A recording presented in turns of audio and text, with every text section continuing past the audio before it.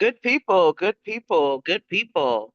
Welcome to another edition of Commanders Wrap, where you get all your relevant Commanders news in 15 minutes. I'm your host, Dr. Wonderful, Doctor of Writing, Professor of English, and avid Commanders fan, joined here by my co-host, Kevin Bayne. We air every Sunday at 9 a.m. Eastern on YouTube, and we replay at 10 a.m. on Spotify, Amazon Music, and Audible. Couple programming notes for you all. Right now, we're meeting bi-weekly, but as soon as training camp starts, we will resume our weekly schedule. So, bi-weekly here just for a couple more weeks as we get through June, and then we're going to hit it with all your relevant Commanders news in 15 minutes week to week from training camp. Kevin, how are you doing today? I'm doing great. How about yourself? I can't complain. We had OTA, so it's something to talk about when it comes to football. Absolutely. Yep, yep. And what's your favorite thing about OTAs, Kevin? Before we get into our little spiel about what went down. I just like to see more or less some of the young guys out there, the rookies that have been drafted, and and how they're going to mix in and fit with the team, and hoping that everybody stays healthy, and yeah, it's just an exciting time. Right? It's an exciting time. My favorite thing about OTAs is simply that it signals that football is back. Yes. In Yes. every way, it's just, hey, football's back. That's what OTAs means to me, is that I can start thinking about football in earnest. So speaking of OTAs, we're going to jump right into our first segment here, Kevin, and we're going to get our Commanders fans caught up here on some early storylines out of OTAs. And some of those early storylines are this: cornerback Trey Amos, he looks good. Mikey Sainristil, he looks even better in the slot. And Josh Connolly Jr., well, he's simply going to have to beat out right tackle Andrew Wiley if he wants to supplant him as the starting right tackle. So, Kevin, while Trey Amos stole the headlines, what are your thoughts coming out of this first week of OTAs? Yeah, so just what you mentioned above, it was reported by quite a few reporters that Tramus was really impressive, particularly in the 7-on-7 drills. It was reported he looked fast, aware. He made several good plays on the football. He did get a pick on Jaden, and then he nearly had another one on Hartman throwing the ball. Uh, they said he showed great hustle, just everything you want to see from a player in OTAs, especially a rookie at that. Um, it was also reported that wide receivers, McCaffrey, Jalen Lane, Michael Gallup, and Noah Brown were all giving it 110%. I know Debo Samuel and Gallup, they were doing some extra reps after practice. I love hearing things like that. And I actually did see a video of B. Mitch talking with Jalen Lane and giving him some pointers before he was about to return some kicks. As we all know, Lane is expected to compete for a role in a return game this year. I just really like it when I see, respected retired veteran like B. Mitch there at practices trying to help in any way he can. It's just awesome. Um, Overall, I heard all three phases of the OTAs went really well. They also noted that Jaden Daniels has put on some muscle. He's throwing the ball hard and with accuracy. And I mentioned Jalen Lane, and I really got my eye on him. I really like what I've seen and hearing what's been reported about him. I think he can make an impact, and he's going to be an asset for us his rookie year right off the jump, which is going to be huge. So yeah, I'm just definitely excited to see what he can do for us. Yeah, yeah, no, I totally hear you there, Kevin. And if I'm going to be completely, totally honest, I think all of these rookies are going to have a broader impact than we as fans or even the staff expect. And I think that they were drafted with the idea that they would have some kind of impact this year. Yeah. And I appreciate the heightened focus on special teams. I appreciate that one of the first things that Jalen Lane said when he was drafted is, "I love returning punts, and I'm here for it." Yeah. And I'm like, this is great. Yeah. And I love the idea of possibly that Ja'Cory Croxley Merritt is back there as a kick returner, opposite Luke McCaffrey. I know a lot of people have higher expectations of Luke McCaffrey, but Luke McCaffrey was like a top 10 kick returner. Yeah. That matters. Yeah. like, Yes, it like does. that absolutely matters. I would love a backing with Luke McCaffrey and say a Ja'Cory Croxy Merritt, because considering what Luke McCaffrey was as a kick returner.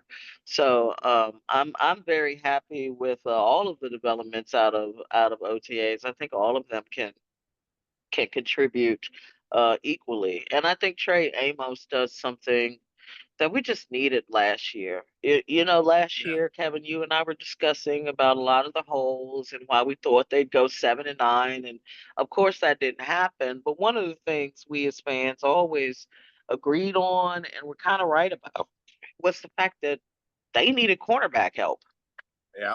right? Yeah. And regardless of what you think about Lattimore, the reason the trade happened is because that wound up being true. Yeah. They addressed it in free agency, and then they addressed it again in the draft. And I actually think we're going to be better at cornerback, and we're going to get some turnovers. I Yeah. think that is what you'll see an improvement in. I also think fans are right that we're going to want an edge by the time November comes around. I don't know who, I don't know when. I'm not making any predictions. I don't do that. I've said before, you've said before, the Bengals are negotiating in bad faith. So thinking about Trey Hendrickson, that might not be possible simply because the Bengals don't know what the F they are doing, Hmm. right? So, but we need an edge. So I maintain that that still is a missing piece, but I'm so happy with Trey. I was thrilled he got an interception. I was thrilled he got another one. I was like, this is great. Yeah. you know, past predicts future, which is built on the past. So Trey Amos keep getting interceptions. I don't want Jay Daniels to keep throwing them, Yeah. but but I do want Trey Amos to keep getting them, for sure. you know.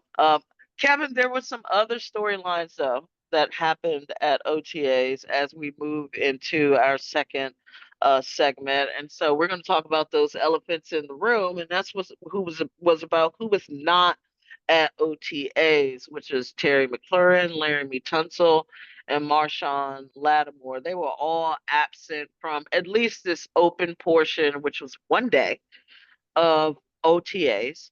And while OTAs are voluntary, Kevin, the longer these guys remain away from camp, specifically Terry McLaurin, the angstier, the more anxious us fans are going to wind up becoming. So, what do you think of this situation with these absences, Kevin?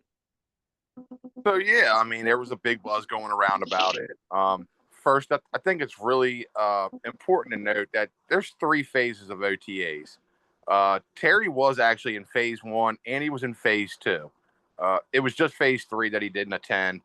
Um, I think it's also important to note that while it might not necessarily be a good look for a player to not be there, you can't forget this is a business first, and again, it's also not something that is mandatory. Um, I mean, at this point, it's unknown if anyone who didn't attend is in relation to contracts. I think it's possible Terry's could be. Uh, at the same time, I also think it's zero reason to be alarmed. I say that for a few different reasons. The first being every fan knows what Terry brings to the table.